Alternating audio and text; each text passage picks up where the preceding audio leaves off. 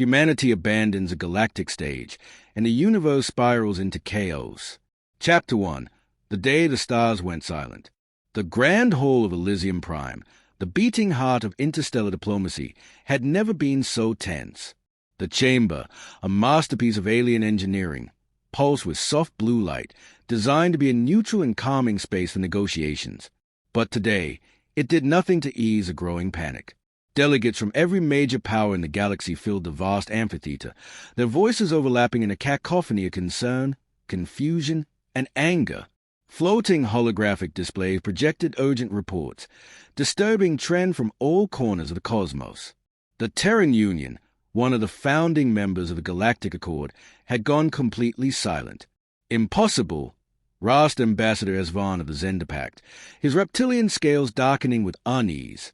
The humans would never abandon their holdings without reason. Their absence is unnatural. Yet they have interjected High Chancellor Varric of the Thalzon Dominion, his luminous blue eyes betraying an emotion rarely seen in his kind. Fear. Their embassies are abandoned. Their fleets have vanished. Their colonies are empty. Silence fell over the chamber as a holographic display zoomed in on Sol, the heart of the Terran Union. The Sol system was dark. For centuries, Earth had been a beacon of influence, its fleets patrolling the space lanes, its diplomats weaving treaties that held the galactic order together. Now, it was nothing more than a lifeless void, an empty place in the heavens where once the most unpredictable species had stood. Have they been annihilated? Asked Archduke Hilo of the Vashari Imperium, a tall, feline-like being whose people had long respected humanity's military prowess. If so, we must determine the aggressor and retaliate immediately. Varric shook his head. No, there is no sign of battle, no distress calls, no wreckage. They simply withdrew. The implications were staggering. If humanity had been defeated, the war would have left traces, but they had chosen to vanish. And without them, the galaxy was crumbling. Chapter 2. The Fractured Order. The first signs of decay were subtle. Trade lanes became unstable without human patrols, and disputes that had once been arbitrated by Terran diplomats turned into skirmishes. But soon, the fractures deepened. The fall of Delcire IV. Delcire IV had once been a jewel of commerce, a neutral world where merchants from all across the stars gathered to trade. Under human oversight, it had flourished, its streets alive with diverse species conducting business in harmony. Without them, the power vacuum became apparent. The Skaar Dominion, an insectoid empire with a long history of conquest, seized the opportunity. Within weeks of humanity's disappearance, they launched a brutal invasion. The planetary government, once confident in human intervention, found itself defenseless. The attack was swift and merciless. Plasma bombardments reduced entire districts to rubble, and those who resisted were enslaved or executed. The once thriving metropolis became a war zone, its people nothing more than pawns in a struggle for dominance. "Where are the Terrans?" cried a desperate merchant as Skaar warriors dragged him from his ruined storefront. They wouldn't allow this. But the humans were gone, and the galaxy had remembered how to be cruel. The Skaar War. Elsewhere, a centuries-old hatred reignited. The Skaar Dominion and the Jari Confederation, bitter rivals for generations, had been forced into an uneasy peace by the presence of Terran mediators. Without them, war erupted almost immediately. Their fleets clashed in the Iran Nebula. Plasma beams slicing through the void, warships reduced to drifting wrecks.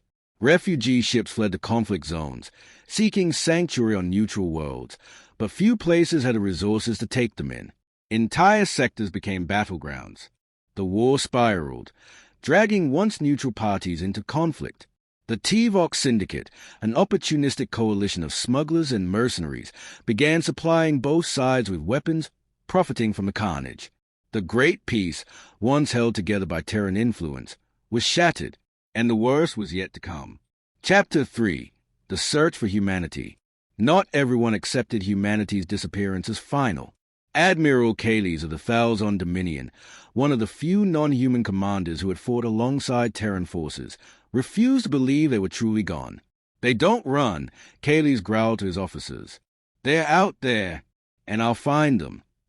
Commanding the Eternal Vigilance, a Thalzon warship equipped for deep space exploration, he set a course for the Sol system, determined to find answers. When they arrived, the sight chilled them to their cores. The silent planet, Earth, was intact, but it was lifeless. From orbit, the planet's great city stood silent and empty. No transmissions, no movement. Skyscrapers reached into the sky, their lights dark. Highways were frozen in time, filled with cars that had never reached their destinations. The orbital stations were derelict, their docking bays abandoned. The famed Terran defense fleet, once the most feared force in the galaxy, was nowhere to be seen. Landing on the surface, Kales and his team searched the abandoned streets of New London, humanity's capital. What they found unsettled them. There were no bodies. It was as if every human had simply walked away. Their homes were untouched, food still sitting on tables, drinks half-finished. Terminals flickered with static. It was as though the entire species had decided, all at once, to leave the universe behind. Then they found the message. Chapter 4. The warning. It was buried deep within Earth's capital, locked within the central archives of the Terran Council chambers.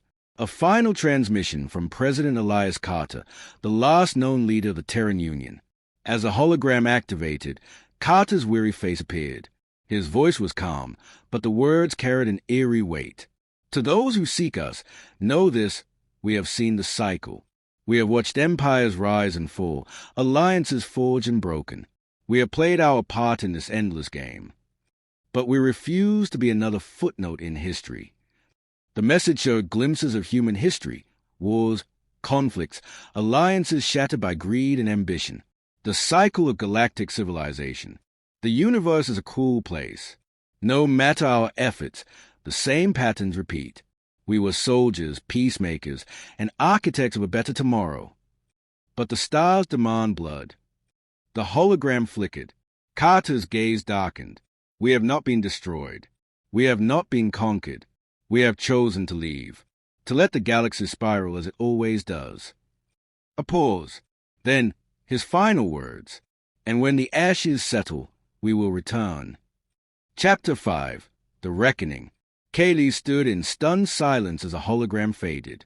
Around him, his officers whispered in disbelief. They abandoned us, one murmured. No, Kales corrected, his voice hollow. They're waiting. Outside, the galaxy burned. Empires collapsed. War consumed entire sectors. And somewhere, hidden beyond the edges of known space, humanity watched.